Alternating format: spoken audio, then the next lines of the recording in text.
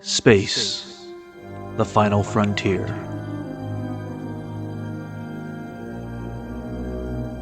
Join us for a bold conversation. Our prime directive? To recap our favorite Star Trek shows, both new and old. To engage in debate about all things Trek. Prepare to energize with phasers set to stun.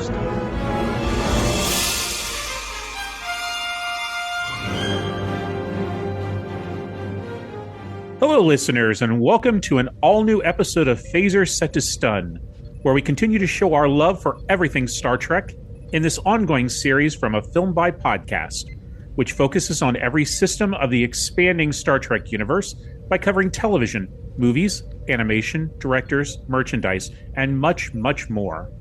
Plotting your course on this voyage is your core Trek crew. I'm Wayne Whited. And I'm David Burns. And this time we have a treat. This is the first time that here on Phaser Set to Stun that we've had a chance to talk about a new series from right at the beginning, starting with the very first two episodes. Today we are discussing those first two episodes of Star Trek Starfleet Academy. This new series was created by Gia Violo and is executive produced by Alex Kurtzman and Naga Landau. Episode 1, titled Kids These Days, was written by Gianna Violo and directed by Alex Kurtzman himself. So from this point forward, it's red alert, folks. There are spoilers ahead. If you haven't seen this episode yet, please stop and beam yourself to the nearest view screen to catch it on Paramount+. Then come back and rejoin us for this discussion. So, to start off, David, why don't you give us a short summary of the episode? Far after the burn, Starfleet Academy is reopening under the reluctant leadership of Nala Aki, who is haunted by past mistakes. She accepts the role to help Caleb, a troubled youth whose mother was imprisoned due to the actions of Nus Braka. Separated from his mother, Caleb struggles until Nala offers him a second chance at the Academy. There, he quickly forms new friendships, but the cadets are soon forced to unite and survive when the Academy comes under attack. So, Wayne, I know there's a lot to talk about with these two episodes, and we could be here a very long time. For the first thing that I want to say is I do love the new Star Trek 60 logo. I think that is fantastic. So kudos to them for that. One thing I want to say about this series has Harry Potter, Hogwarts, and Lower Deck vibes all over it, especially episode 2. I agree. I absolutely love these characters already. Can't wait to get to know them more. But once again, there seems to be a division between fans in regard to their reaction of this series. I just don't get it. Star Trek cannot keep doing the same formula over and over and over. It can't stay stagnant and complacent. It just can't. They have to move on. And they have to give us new material and a new angle. And I'm sorry, but I think they've done it. I love this show. I love this series. And I cannot wait to see what's coming. I agree. This is such an original new series. I mean, it's an absolutely incredible start. But, there's always going to be fan arguments, fan indecision. I think a lot of it, a lot of the fans, they just come across, they don't like new Star Trek. And that's sad because this is probably, we love Discovery. Discovery, it had a lot of problems. It did. But it was also a really good series. It had a great ending. And this is continuing on the Discovery timeline. But this is definitely the most Star Trek of the series. It really felt like Star Trek, and they really put the effort into making it feel like Star Trek, and that's what I love. But even saying that, it's very original. We've never seen anything like this before. No, it has a lot of Star Wars going on at the beginning of this. Yeah. Like, you kind of know what's going on where you're meeting Caleb and his mom, and you don't realize where they are at until, and they have a great conversation between them, a great, mom and son, some dialogue there. And then until the two Federation officers come in and you realize, oh, crap, she's in jail. Oh, crap. Yeah. And then they get put on trial so quick. And let me tell you, Paul Giamatti is an incredible bad guy. Yeah, I absolutely love him in this role. And I was on the edge of my seat that entire trial scene when obviously Nala kind of backstabbed the mom, which she didn't have any. I mean, she questions later on, obviously, but when she's getting dragged away and telling Caleb don't trust them, and then you have Braca just laughing and just carrying on and basically saying this is what you get, and it's all his fault. Yeah, I mean he's turning out to be a great villain. I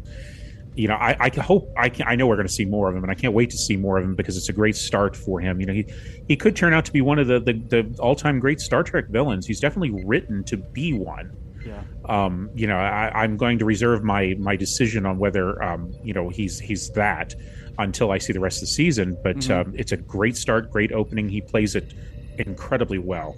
And that's what a good villain makes you want to see more of him, and that's exactly what he did.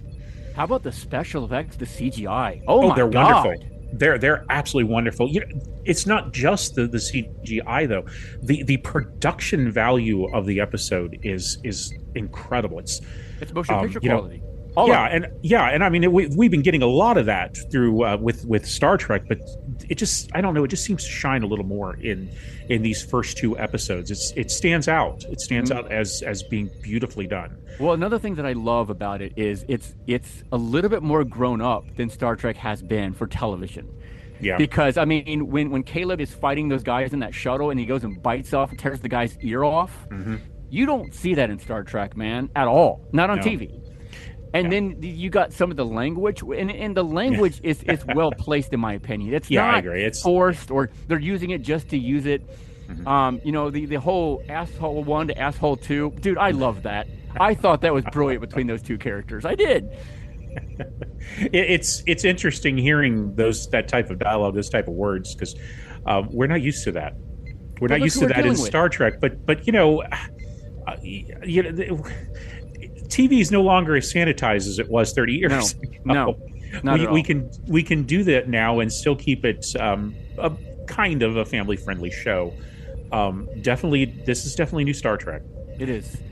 In the cinematography in this, I thought it was beautiful.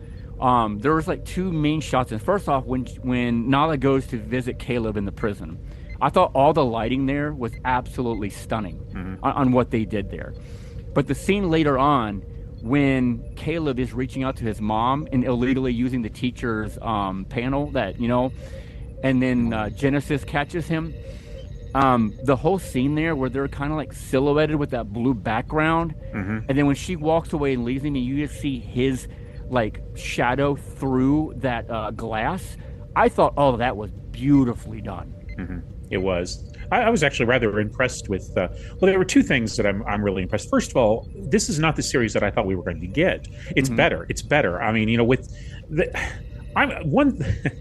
Paramount didn't do a very good job at publicizing this series, in my opinion. They kind of made it look like it was going to be some sort of teenage drama. I mean, it is in a way, but not the whole 90210 type of vibes that we were getting originally. Which is what it looked like. Yeah, that's the way it looked, and it's not that. It's if you saw that and thought, oh, this isn't a show for me, give it a chance. Don't take that. Don't make that your first impression. Give it a chance because I think you'll be pleasantly surprised. I just forgot where I was going with that second comment, so I'll let you continue on. How about the first time seeing Robert Picardo, the Doctor, on screen? Oh, I loved it. First time in so many years from Voyager. Oh, I love him. He's just as sarcastic as always, and he had me laughing. The whole give me a tricorder again, coming from Voyager, when he did that exact scene. Medical tricorder. Yeah. I loved it. He was needed for this series. He definitely was needed. This series is so different, as we've said. It's so different that having that grounded character, one we're very familiar with, it's needed. Yep. Especially for me, because I wasn't really sure what I was getting into with this show, and I wasn't sure if I was going to like it, but I was definitely going to watch it because I knew he was in it, and that was a really good idea. But it's not just stunt casting. No, because Picardo's great. We love him. You know, we loved him as the Doctor. He was always the highlight on Voyager, and I'm so glad he's here because every time he's in the scene, I perk up. I mean, I love him. Yeah, no, absolutely. And there's so many characters in here. Again, like I said, we could be talking for a long time about this, but I love every one of these characters in here. And you know, like I said earlier, I cannot wait to get to know them. But I'm telling you, number one, Thawk. Oh my God, dude! I laughed hysterically when she went off on Caleb, and then Crag was walking by. And he says, "You, Crag, put your bag on this idiot's back." Yeah, bag, idiot. What a great introduction to that character. I like that introduction. I like the character, and that's the thing about this cast, or this, I shouldn't say these characters. They really took their time and built some great backgrounds for these characters. We don't know all of it yet, but these seem like characters that they actually took time to think about, to develop, so that that we will learn more about them. These aren't just one-dimensional characters. They're all very, very three-dimensional, and they're very interesting. Yeah, and it's so neat on how they intertwine them so quick. Like, you don't realize who the characters are going to be. I mean, you did in the advertisement, but if you didn't see the advertisement, like, they're all around each other. It just happened to be there, and they just start meshing really quick with one another. Like, you can already tell, like, Sam and Genesis are going to have a great relationship as friends. You can see that. And then the whole Jock relationship between Remy and Caleb, you know, and how you can see where that's going. So, I mean, you're already seeing all of this integrating among it. And one of the scenes that I absolutely love was the scene when Caleb steps in for Craig, when he didn't need to. You know, I mean, you're already picking a fight with a Klingon? Really? You know, and then I watch Birds. Did you expect that coming from a Klingon? No, and that makes me interested in this character. I mean, he's definitely not your ordinary everyday Klingon, and I'm glad that he's not. You know, because I always felt the Klingons were rather one-dimensional. This one's not. There's much more that we have to learn. A lot of room to explore this very interesting version of a Klingon. So he could very well become my favorite character. I don't know. I'm waiting. We haven't seen enough of him yet, but he's definitely got me interested. Yep. And you know, like I said earlier, I mentioned this is kind of got like the lower decks thing, and it does, because you've got like the captain and number one and all the crew. But if you think about it, I mean, they are kind of a big section of it, but your main characters are the Academy cadets. Right. So, you know, you kind of got the focus on them, even though the main cast kind of, I mean, the captain and stuff drop in here and there. I mean, obviously you got the relationship between Nala and Caleb. You got that, and it's needed. And I like that because she almost sees him as her son. And he even says, you know, you're not my, I forget how he put it, but, you know, I'm not him. That's what it was when she was talking about her son. Yeah. He said, I'm not him. And, you know, but I like, you still feel that vibe that she's being protective, of course, because it's her fault that Caleb and his mom didn't have that, you know, relationship, and they weren't together, you know, and she blames herself for that. And now she's bringing Caleb into the academy to try to make amends and protect him. He kind of doesn't want that, but he kind of does at the same time, if that makes sense. Yes, no, I that's exactly how I read it. You know, I'm so interested in the character of Nala. You know, Holly Hunter. I was very happy when they announced her casting, because I've always liked her. She's done so much. I mean, she's an Academy Award-winning actress. Oh yeah, and that's why it blew my mind when they announced that she was going to. At the time, I thought she was starring. Now you're right. She is starring in the show, but she's not like central character. Really, Caleb is right now, so far as we see, the central character, but she is so good in the part. I mean, you know, she's the captain. You know, she's playing the part of the captain that we're very familiar with all the other Star Trek series, and I really, really like her ever since the point of her trying to adjust her chair. I love it. I like her. She's very well. She's not human, but you know what I mean. Yeah, I know. But you know, a very grounded character that I'm looking forward to seeing more of what they're going to do with her. She's not your typical captain, though, which is what I love. That, and I love that we needed that change. I love how she just sits sideways in her chair. And then the one scene when Baraka was on the bridge, and then he's acting walking towards it. All of a sudden, she leaps into the chair to protect it so he doesn't sit down in it. I love that so much. When she first walks onto the bridge, you can see just a glimpse of awe that she has to it. That she's realizing this is her ship, this is her bridge. We've seen that many times. We saw that with Jean-Luc Picard. We saw that with Janeway. We got that scene with her here. I love those type of scenes. It's such a great introduction to her character. Yep, and you're correct when she's very grounded. And you can tell that like she cares about everybody, which all the captains previously had. Don't get me wrong. But she definitely has that motherly instinct quite heavily. And she cares about everybody that's on her bridge. And I love how she knows everybody immediately. And she calls them out by name and everything and is prepared when she gets on that bridge. And how fluid it is, how she takes control and everybody works together. I just thought that was great. I really do. She's not just a captain. She's the commandant, the chancellor. She's a teacher to all these people. And Holly Hunter is doing a great job of playing all those different jobs, all those things on her shoulder. It's nice to have. This is a captain with a lot more responsibilities than we've seen before. Maybe a little bit in Cisco because he was in charge of an entire station. But she's this is so different, and I think that's the best word to use for this series. Different, and that's why I like it. That's why I'm endeared to this series right away from the start. How about the final? We finally get love to Bajor. How about that? Yes, I know. I was so happy about that. Yeah, wait until we get to the Easter eggs. That really surprises me again. I mean, we're now 1,000 years in the future, close to 1,000 years in the future of all that stuff, but yet it's new. But there's a lot of familiar things there, and I like that. Lots of nice little Easter eggs to look for, and it's nice seeing Bajor. It's the first time we've seen Bajor outside of Deep Space Nine. I know. It's I said when I heard her say that, and then she was on the planet, with the nursery, I guess, or whatever she was teaching. I was like, it's about damn time we see Bajor.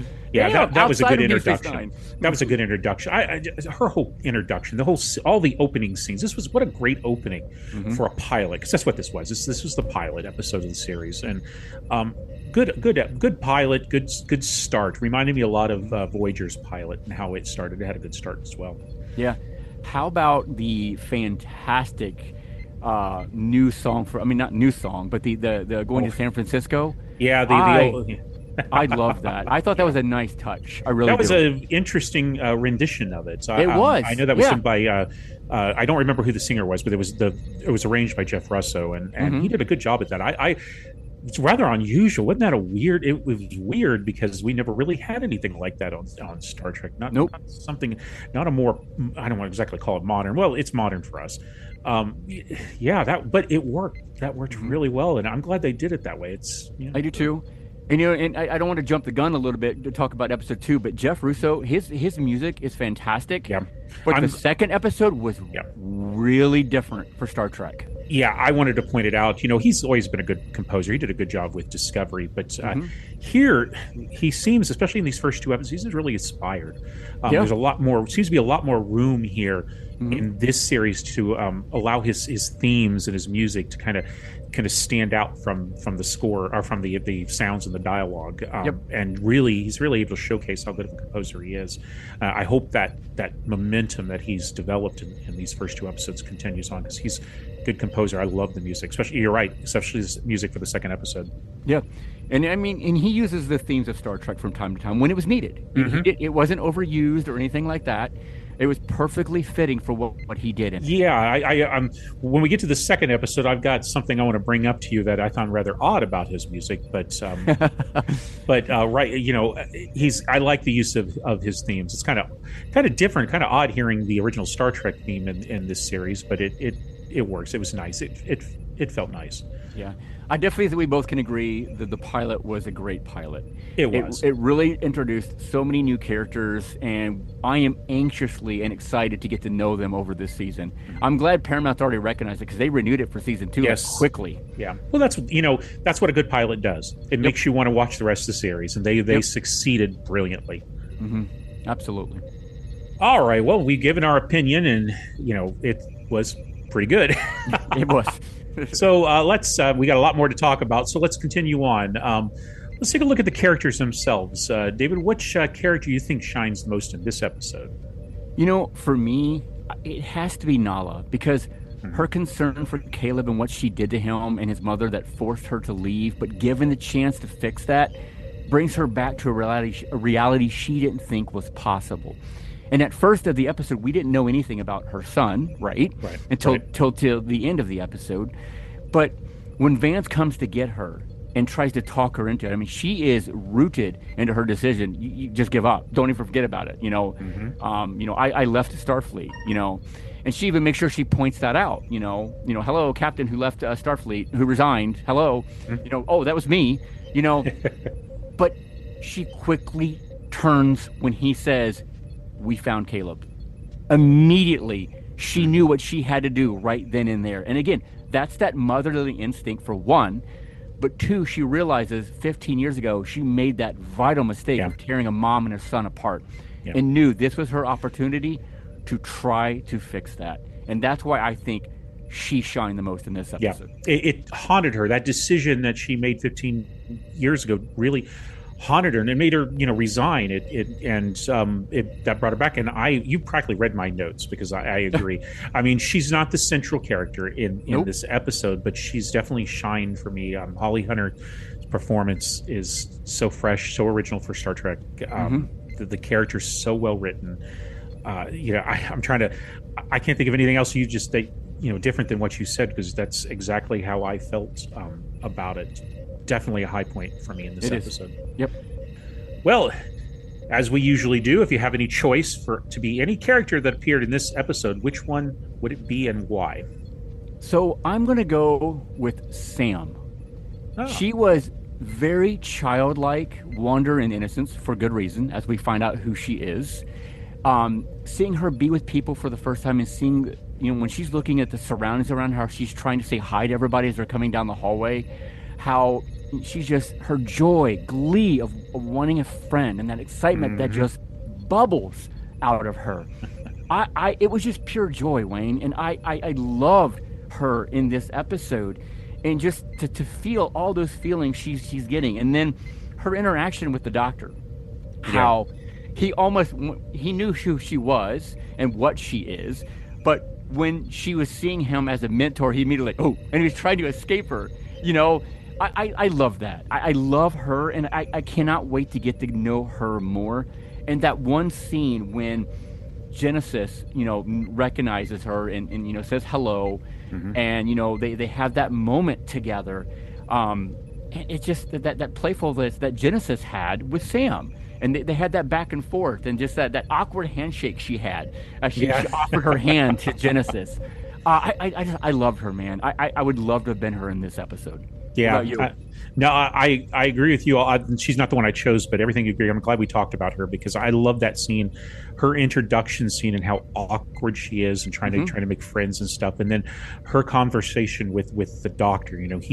They're both holograms, so they have a lot in common, but they don't because they're such. She's just brand new. Yeah. Hologram, practically. What I can't remember how old she It's is. like Not very three old. days or something. Yeah, I think it's it was. it was like really small number, but then him, Yeah. he's lived for, oh gosh, 800 plus years now. And it's another relationship that I'm looking forward to seeing develop between the two of them, because I think there is going to be a relationship. They're going to come together and kind of bond, because they're both holograms. The doctor really has never had that before, at least No. that we've ever seen. I mean, maybe he's run into it in 800 years. I don't know. Maybe he ran into Rimmer. I don't know. But yeah, I'm kind of looking forward to where they go with the character of Sam, because very interesting. But I chose Captain Egg, Nala, because of the scene that I just mentioned of her when she first walked onto the bridge, and that feeling, that look of, this is all mine. I'm now in charge. I just love that. I would love to experience that. Sure. Could you imagine? Being a captain and walking onto your ship for the very first time and seeing the bridge, and oh wow. And plus just the way she treats Caleb, and the way she's such a motherly figure, and she's proud of him when he figures out the solution and does everything at the end. So yeah, I chose her. I mean, it's a good choice. I mean, but think of the pressure she has. Not only is she a No, captain, there's a but lot of she's a pressure. chancellor. Yeah, of the entire there academy. is a lot of pressure, and I mean, Starfleet Academy has just started up after 150 years. Yep. This isn't the first class, but it's close to it. So there's Yep. a lot on her shoulders. They have to be successful, and it looks like they're heading in the right direction. They are absolutely. All right, and now we see the return of my favorite part of watching these episodes, where we dive deep into the episode and see where we can pull out any Easter eggs. And this series looks like it's gearing up to be packed full of them, judging from these first two episodes. There's a lot. I know I had to actually leave some off the list, but Yeah. David, did you spot any? Let's hear what you had. So, not to mention all the names that you see pop up in the background during the montage. There is a hidden one. I don't know if you saw it, but Ambassador Garrick is there. No, I missed that one, and I was going through Garrick. I think that isn't fantastic that he became an ambassador. Ambassador, wow. Yep. I think that's fantastic. Yeah, there's so much that was in this episode that it's hard to go over so much of it though. I like the fact that Commander Thok, she is Jim Harda, right? Yep. She gives that I am dead, I go into battle to reclaim my life. She's basically quoting the mantra that we heard in Deep Space Nine. So I don't know. I mean, I know there's some that you probably have, so I know how much you love this section. So be my guest, Wayne. Well, we got so much that appeared. We've got Bajor. We got the mention of the USS Discovery undergoing a refit, which we saw why in the last episode of Discovery. We got when Sam is first talking to the Doctor, she mentions both the Voyager and the Protostar, and I love the fact that we're getting a little bit of love of the animated series and these shows. But you talking about, let's talk about alien races. Okay, well, there are so many to go over here. We got Captain Egg. She's a Lanthanite, which is the same race as Pelia from Strange New Worlds. Mm-hmm. Of course, you got Sam's holographic race like the Doctor. Thok, half Klingon, half Jem'Hadar. Bracco is half Klingon and part Tellarite, which we don't see too much of that race in Star Trek, even though they're so important to the Federation. But we saw Bajorans, Klingons, Ferengi, Orions, quite a few races that were first introduced in Star Trek Discovery. And one of the cadets appears to be a Charon, which is that alien race that first appeared in the original series. Let That Be Your Last Battlefield, the ones that are half black, half white. Yep. Rather surprised. And we saw one of those in Section 31, but that's it. So it's nice that we're seeing a few of these old races that we hadn't seen for such a long time. Yep. And then, of course, there's that Wall of Heroes. That's just oh my god, one big Easter egg itself. So many names that you could just pause your player and have fun, picking them out. But but not all of them were main characters. That's what I like. There's a lot of smaller names. We saw the ones that I were able to pick out. I'm glad you picked out one that I didn't even catch. Peter Preston, Becker Marner, Tamura Sulu. Samantha Wildman, Lieutenant Noggs on there, and probably the biggest surprise of them all is Admiral Harry Kim. Yep. So I'm so glad he got promoted finally. Me too. Me too. And then finally, I want to point out that the captain in her office has these little model starships on her shelves, and I was able to spot out a Galaxy class, an Excelsior class, and an Intrepid class starship setting on there. I do want to throw out Stephen Colbert is the digital dean of students. Yes, you'll hear his voice. Yeah, you everywhere. Definitely recognize his voice. You absolutely do. And one other one I want to throw out there is Genesis when she's finding the medical equipment to save Thok. Mm-hmm. The corridor has a couple quotes. One of them is from Jean-Luc Picard. Mm-hmm. It says, "It is possible to commit no mistakes and still lose. That is not a weakness, that is life." I'm glad you pointed that out too. Yep. And then Janeway's 3 starship captain rules can be seen. Yep. So. And then in the second episode, there are a couple other ones too that you were able to point out. They must be all over the place. I look forward to watching all these episodes and pointing out these Easter eggs because I know there's so much that we didn't see. There's so much that they can do with this show, Wayne. I am so excited for it. I really am. All right, let's take a little break, and then when we come back, we will go over the second episode that aired this week. We're back, And now we move on to the second episode in Starfleet Academy, titled Beta Test, which is written by Naga Landau and Jane Maggs, and again directed by Alex Kurtzman. David, go ahead and give us the synopsis. As the academic year begins at Starfleet Academy, Caleb feels out of place and questions whether he belongs. This changes when a delegation from Beta Z arrives to negotiate joining the Federation. Among them is Terma, the daughter of Beta Z's leader, President Sadal, who profoundly has a huge impact on Caleb. With the Federation seeking to rebuild and expand, they and their new allies must work together to bring about significant change, culminating in a surprising decision that shapes the future.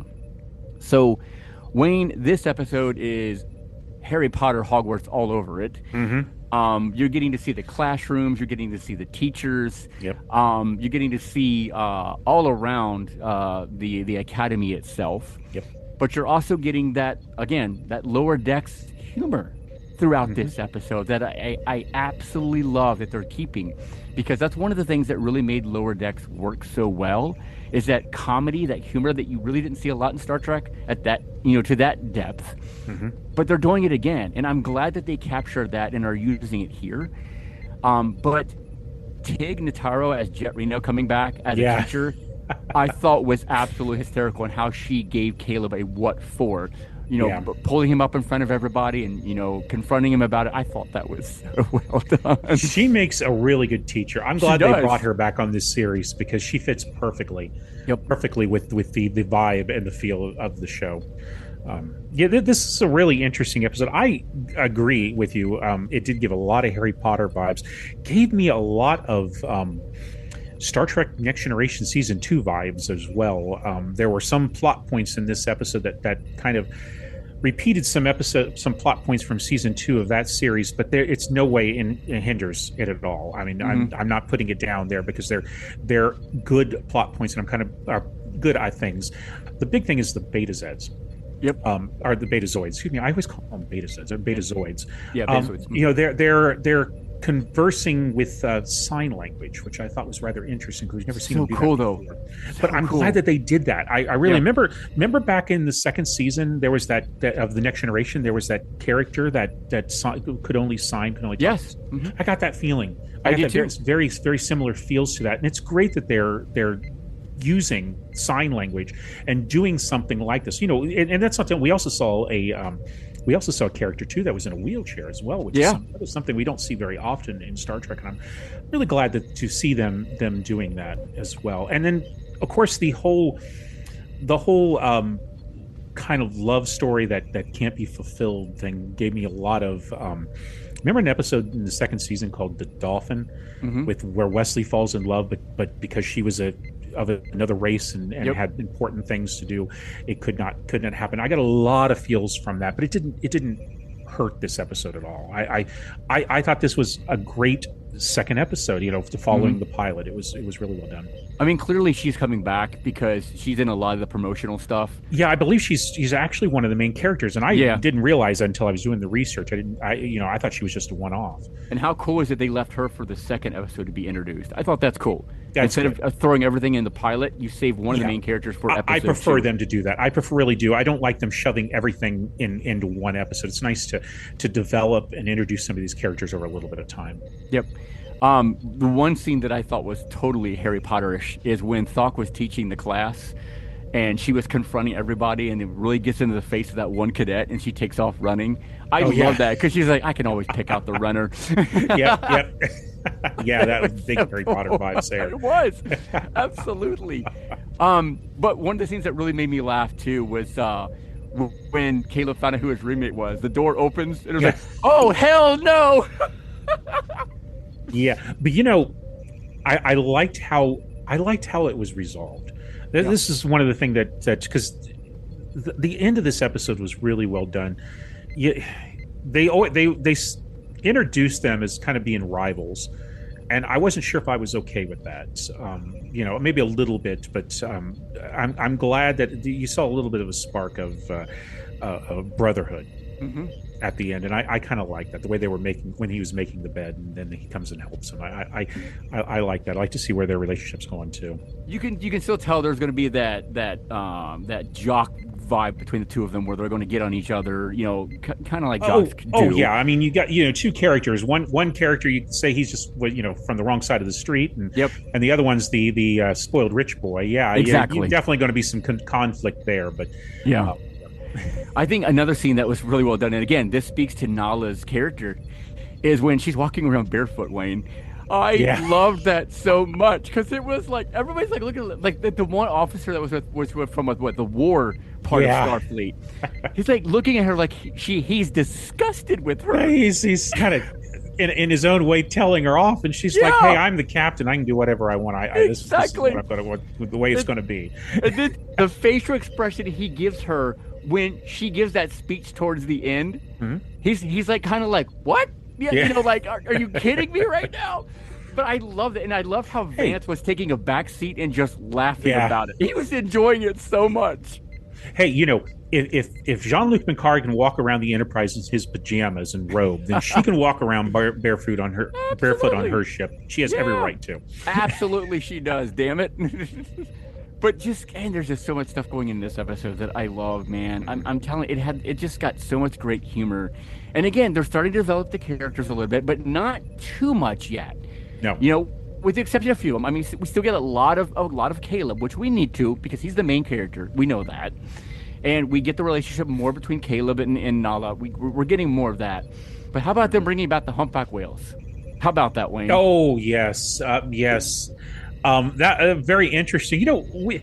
There's been very little reference in any of Star Trek to good old Star Trek 4: The Voyage Home. It's one of the most popular I movies. know. Yeah. And it's hardly gets mentioned, but I'm so glad because apparently George and Gracie did quite well after Kirk they did. The bounty brought him back. I mean, because 100 or 1,000 years later, and the humpback whales are thriving. So it's nice to hear that. And even the line when she goes, "She's pregnant." Oh like, yeah, we definitely We know what we're going for here. That's for dang sure. But no, I thought that was pretty cool. Mm-hmm. Another thing that was hysterical too when Caleb had that mucus all over him and he was coming back to the conference and he's trying to zip his coat up and like the doctor's trying to stop him and Nala's like leaning forward looking like lipping no to him. That scene was so funny. Oh, I loved it when he first got it on him, and that the one guy just suddenly appeared and started spraying him off with the foam and stuff. That made me laugh. Like the poor guy. It looks like he reminded me of someone that just got smashed in the face with a pie. That's what he looked like. Yep. And then I think, if I remember correctly, she makes a reference to Caleb, Tamara, as they're walking around about because you can tell there's kind of a relationship starting to build here between the two of them, and she's talking about Beta Z and how the weddings are you got to be naked. Here we go. We're getting some references that we know from the Next Generation. Yeah, it's really nice to see Beta Z. We've got this new era of Star Trek. This 32nd century, and while I know we had 3 seasons of it in Discovery, Discovery really didn't go in depth into the Federation itself. It went into depth into Starfleet, but not the Federation. It looks like this show's geared to do that. Yep. I'm kind of glad because we're seeing a different whole side of Star Trek of the 32nd century. I've been very interested in that era. I thought it was a great idea, absolutely wonderful idea when Discovery jumped to the 32nd because all new. Everything, new and old. I mean, we get to see what happened to all our favorite races and characters in the Federation, all this after all that time. And I'm glad to see Beta Z coming back into the Federation. We see that development because I always thought that was an interesting planet. We never got to see very much of it on the Next Generation other than Deanna Troi. Yeah. And Loxana. And Loxana, of course. And what I don't remember exactly what he said, his titles at Beta Z, but definitely got a lot of Loxana vibes from his titles and stuff that he had. Yeah. It's family and things like that. It's interesting because as you talk about that, I see why they're doing this. They've wiped the slate clean, basically, but still keeping the history of Star Trek here. Yes, and it's definitely here. Yeah, and I like that. That way, it needs to be done so that we can get into new stories, new alien races, new exploration, new everything. It needed to be done. You and I have talked, and Scott has talked, that, we would love to go back and revisit, the Next Generation era and stuff like that. Oh, sure, yeah. who wouldn't? But we got to come to realization that we need something new, and they've done it. Oh, yeah. This is definitely new, definitely different, but very grounded in the Star Trek universe. And they've got it. It's a perfect mix. Mm-hmm. So let me ask you, how do you feel about the bold move of moving the Federation to Beta Z? I think that's brilliant. I think, it's always been in Paris. We've seen that many, many times. They needed Beta Z. They needed. They're trying to rebuild the Federation.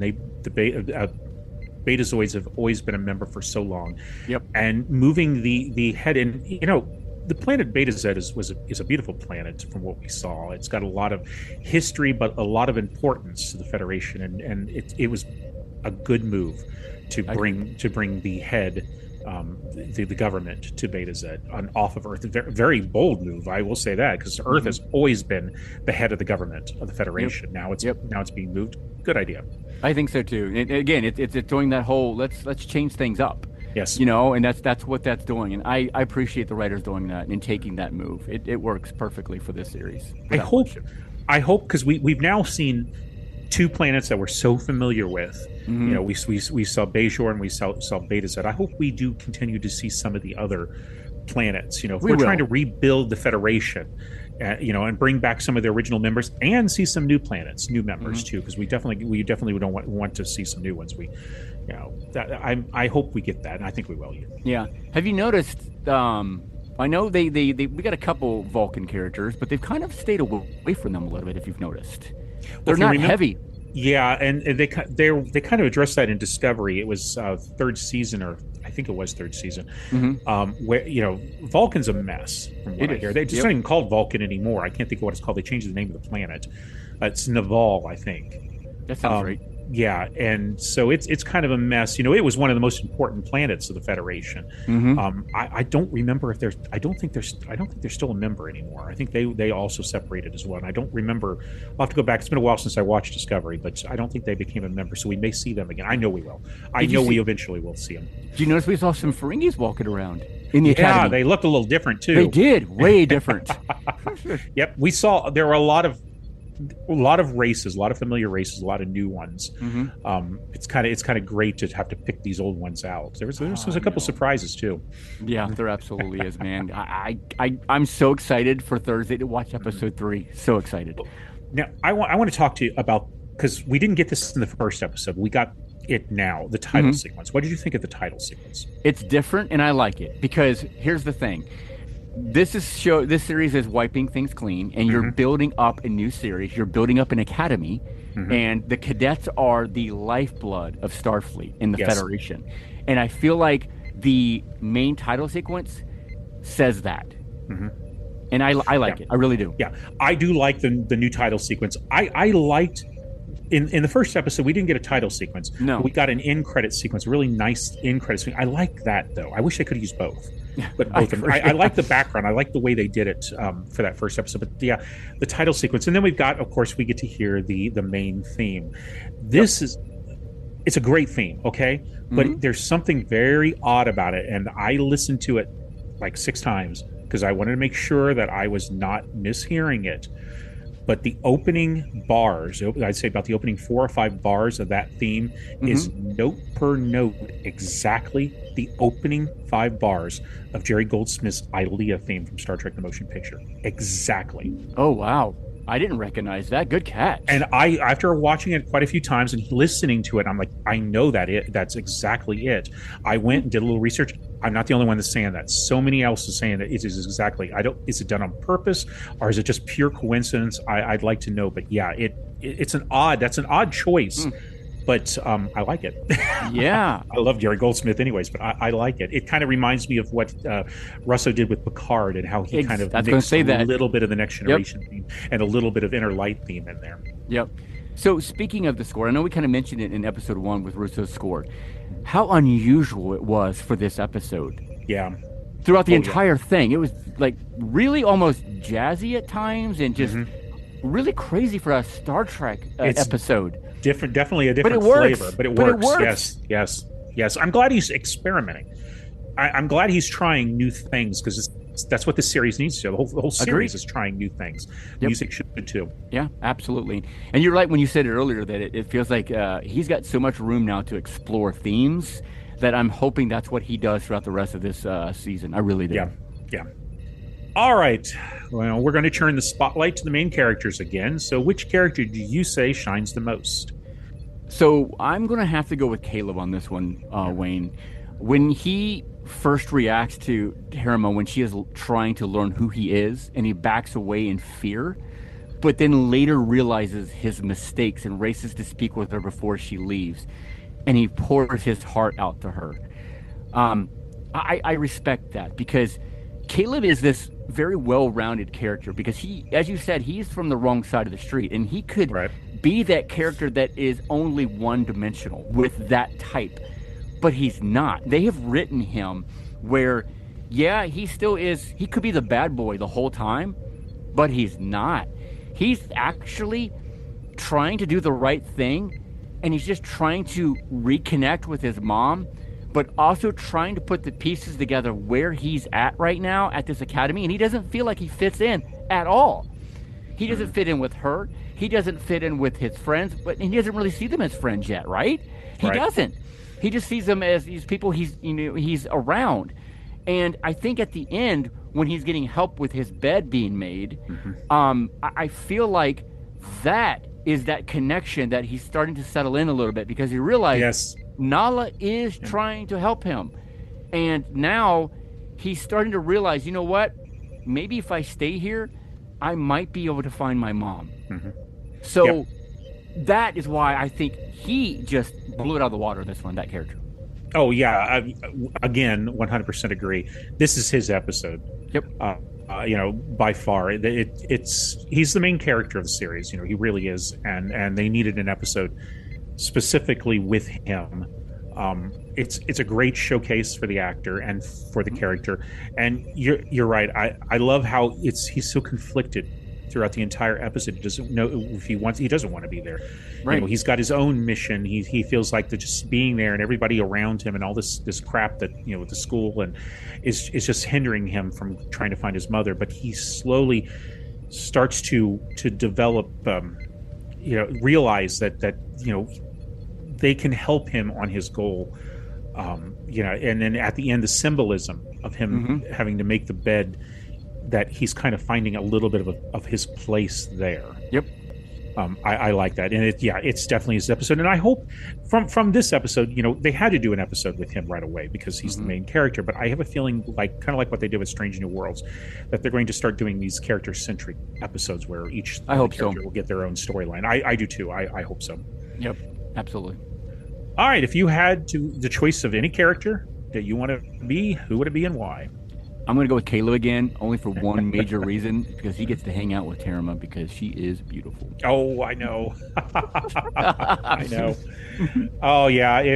I had to say him too because although that's a really, really good reason. I just I just liked the way his character was developed throughout the episode, and I got to realize that by watching this series, I would love to go to Starfleet Academy. Me too.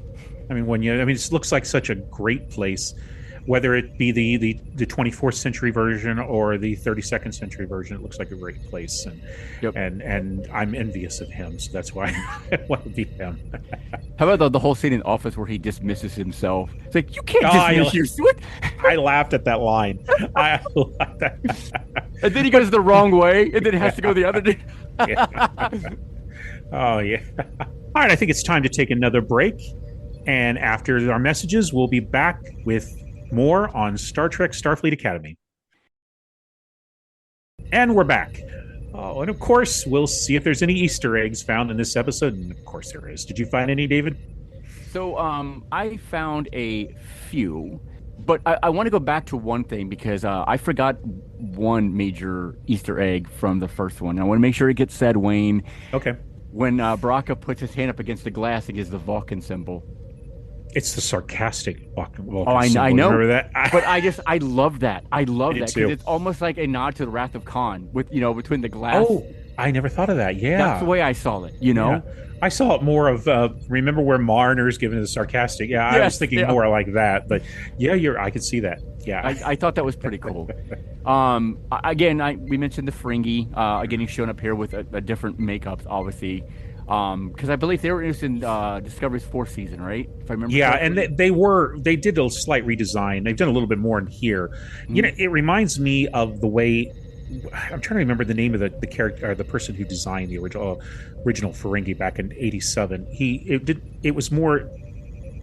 It was not quite as refined as we saw in the series, and it reminded me a lot of the original look, his original sketches. Yep. Boothby Memorial Park. I thought that was a nice touch. That was nice. Yeah. Yep. The Ahura Pavilion, which I thought was pretty cool. And then the last one that I caught was the on-campus clubs and events included Association of Cardassian Cadets, the Neuroscience Club, something called Escape Starships, the Earth Sounds Science like fun. Club, the Philosophy Society, and the Model Federation Diplomacy Club. I love. Yeah. I love this too, and I don't even have this in my notes, but you reminded me. The War Academy's mascot is the Mugatu. Oh yeah. I saw that, and I can't remember what they're called, but the academy itself's their I wish I would have wrote these down. Their mascot is that little weird creature thing that we saw in the most toys when Data was looking at it and it was making a squeaking noise. Yeah.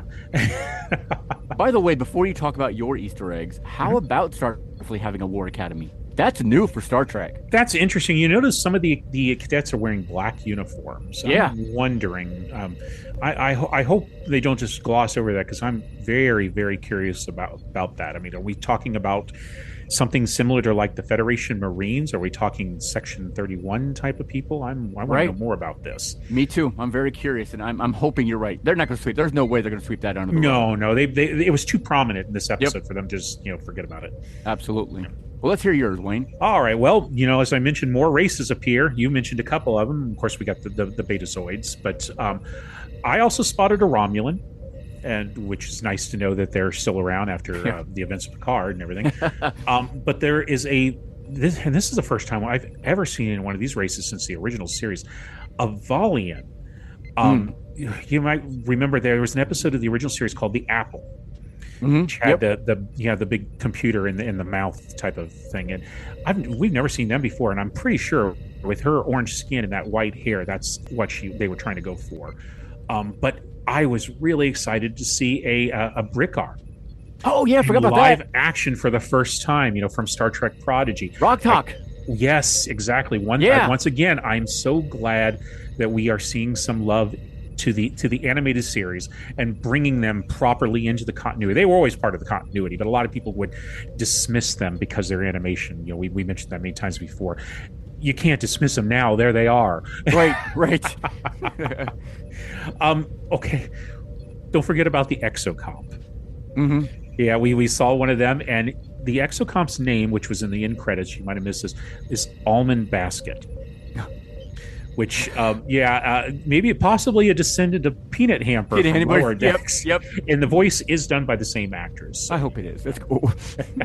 You mentioned the two quotes, one from Picard and one from Janeway. There was also a quote in this episode from Sisko and from Captain Pike as well. It's so nice to see Deep Space Nine getting some love. I agree. Yes, and I hear we're going to be getting a little bit more too, and I think it's the fourth episode, I believe. Good. So Good. I'm really curious to hear what they got.